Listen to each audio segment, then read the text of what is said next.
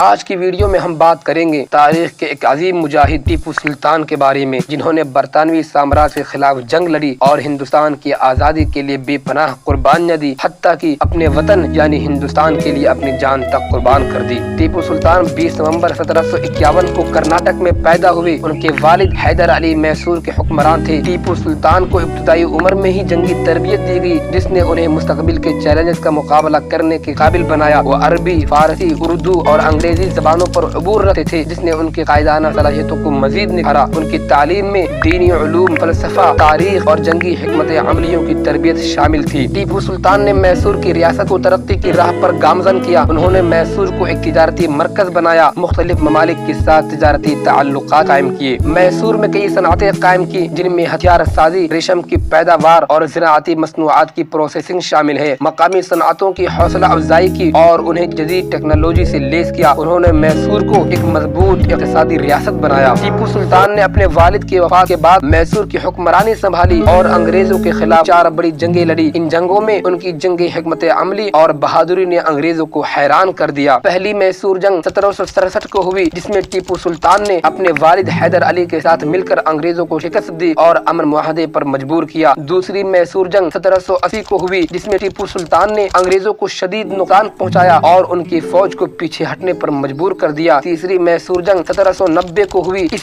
جنگ میں بھی ٹیپو سلطان نے انگریزوں کو مشکل میں ڈال دیا، لیکن آخرکار سری رنگا پٹنم معاہدے کے تحت انہیں کچھ علاقے چھوڑنے پڑے۔ ٹیپو سلطان نے فرانس کے ساتھ اتحاد قائم کیا تاکہ برطانوی سامراج کے خلاف مشترکہ محاذ بنایا جا سکے۔ فرانس نے ٹیپو سلطان کو جدید ہتھیار فراہم کی، جس سے ان کی فوجی طاقت میں اضافہ ہوا۔ انہوں نے فرانسیسی انجینئروں کی مدد سے جدید ہتھیاروں کی فیکٹریاں قائم کی اور اپنی فوج کو تربیت دی۔ سری رنگا پٹنم کا قلعہ ٹیپو سلطان کی حکمرانی کا مرکز تھا اور یہ قلعہ ان کی جنگی منصوبوں کے لیے انتہائی اہم تھا۔ انہوں نے قلعے کو مضبوط بنایا اور یہاں سے انگریزوں کے خلاف کئی جنگی منصوبے بنائے۔ ٹیپو سلطان نے ہندوستان کے دیگر ریاستوں کے ساتھ بھی اتحاد قائم کرنے کی کوشش کی۔ انہوں نے مرہٹوں، نظام حیدرآباد اور دیگر مقامی حکمرانوں کے ساتھ مل کر انگریزوں کے خلاف مشترکہ محاذ بنایا۔ انہوں نے اپنی فوج میں مقامی لوگوں کو شامل کیا اور ان کی جنگی صلاحیتوں کو بروئے کار لایا۔ 1799 میں چوتھی میسور جنگ کے دوران ٹیپو سلطان نے سری رنگا پٹنم کے قلعے میں اپنی آخری لڑائی لڑی۔ انگریزوں نے نظام حیدرآباد اور مرہٹوں کی مدد سے سری رنگا پٹنم پر حملہ کیا۔ ٹیپو سلطان نے بہادری سے لڑتے ہوئے اپنی جان تک قربان کر دی، لیکن اپنی آزادی کی جنگ میں کبھی ہار نہیں مانی۔ ان کی شہادت نے بر صغیر کے آزادی کی جدوجہد میں ایک نئی روح پھونک دی۔ چوتھی میسور جنگ میں ٹیپو سلطان نے اپنے